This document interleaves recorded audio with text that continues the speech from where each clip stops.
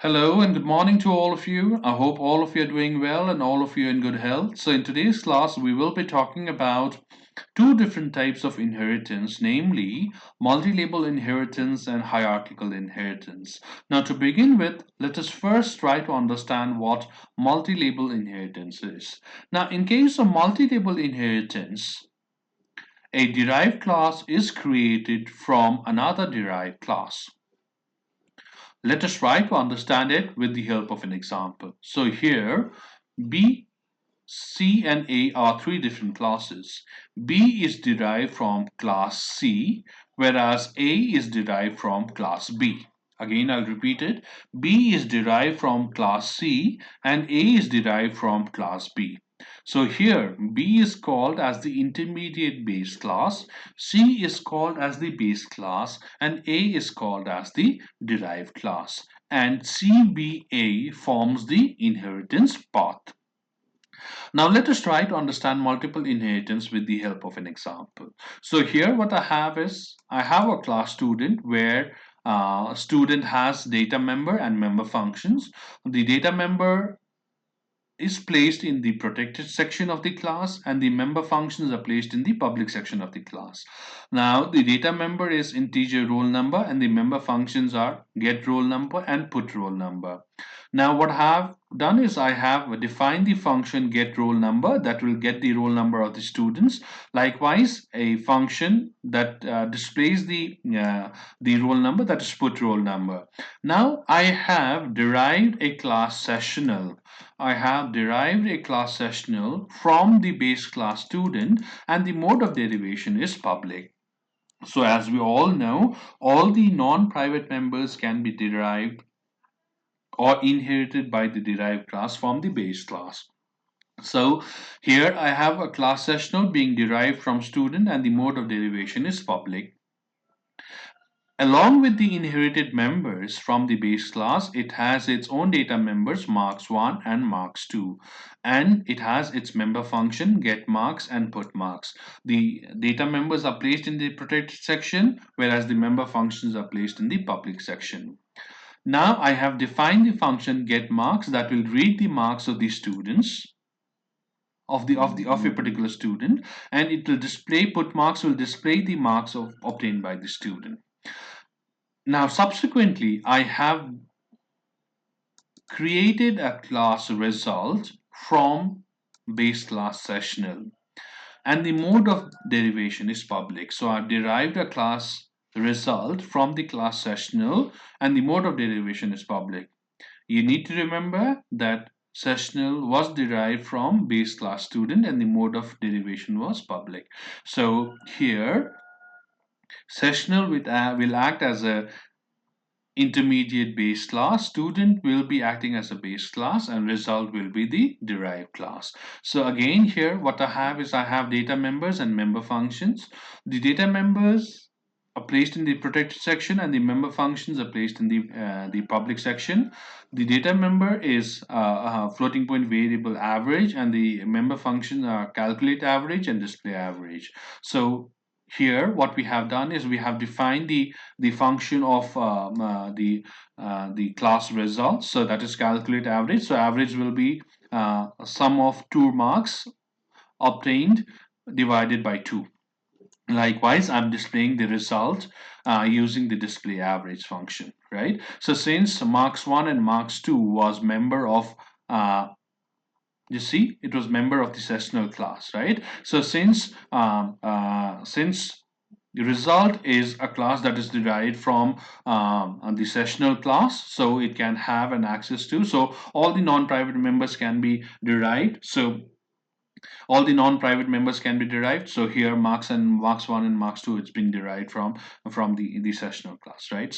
So here what I have done is I have calculated the average and I've displayed the average. So now I have declared the object of the class result. Result is being derived from sessional, which was further derived from student. So obj is a object of type result, right? So using obj, now just see what I have made a reference to is I made a reference to get roll number. Now get roll number is a member function that is inherited by the result class through the sessional class from the student, right? Okay, because get roll number is a member function of the class student. So here get roll number has been inherited from the student class by the result class through the intermediate class, that is sessional.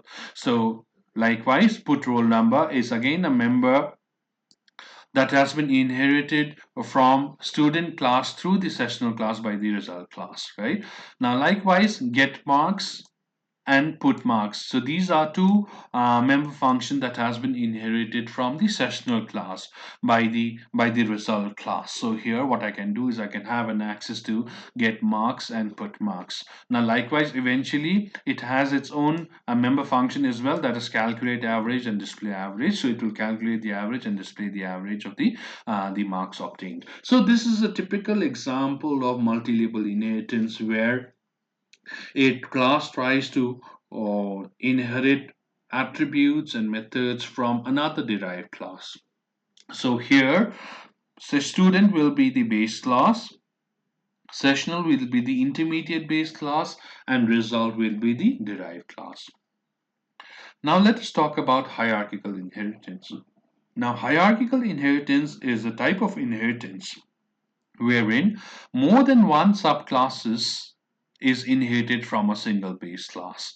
Now, just see here what we have is we have a very simple example. So you have we have a class G. From class G, we have class B and class E being derived, and from B we have A and C being derived. From E we have D and F being derived. Right? Okay. So this is a typical example of hierarchical inheritance. So in case of hierarchical inheritance, more than one subclass is inherited from a single base class. That is, more than one derived class is created from a single base class. Now, this is a very simple example that tries to represent hierarchical inheritance.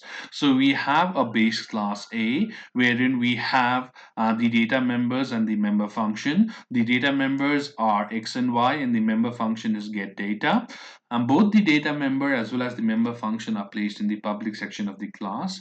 And then I have a class B that's being derived from class A, and the mode of derivation is public. So here uh, in class B, in addition to whatever it has derived, it has its own member function, that is product, that will find product of X and Y.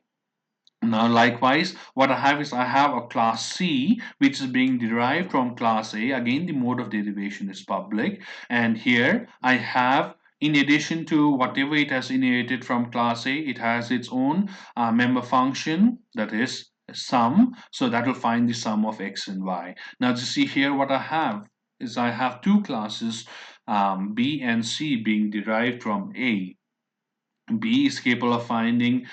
B is capable of is capable, or it has a member function that finds product of X and Y, and C has a member function that finds sum of X and Y. In addition to whatever it has inherited from class A. So here I have object OB1 of class B being declared and OB2 of class C being declared. So using object OB1 of class B, I can make a reference to get data that it has inherited from class A, right? Okay, and OB1 dot product. So this is a reference to its own member function, right? Now likewise using the object of class C, that is OB2, I can make a reference to get data that it has inherited from class A. Likewise OB2 dot sum will find the sum of the two data members, that is X and Y. So this is a very simple program that tries to exhibit the property of uh, hierarchical inheritance. So in today's class, what we have learned about is we have learned about what is multi-label inheritance, what is, in case of multi-label inheritance, we have learned about what is base class, what is intermediate base class, what is derived class, and we have also learned about inheritance path in case of multi-label inheritance. And then we have tried to understand multi-label inheritance with the help of a very simple example where we have found the average average of marks obtained by the students. And then we have learned about hierarchical inheritance. We have learned about how to derive multiple class from same base class, and we have taken up an example wherein we have two classes being derived from the same base class, and one is capable of finding the product of the data members, and the other one is capable of finding the sum of the data members. So in the upcoming classes, we'll be discussing remaining types of inheritance, that is, we are left with now hybrid inheritance, and then we'll talk about various issues that may be related to inheritance. Thank you very much. Have a very good day.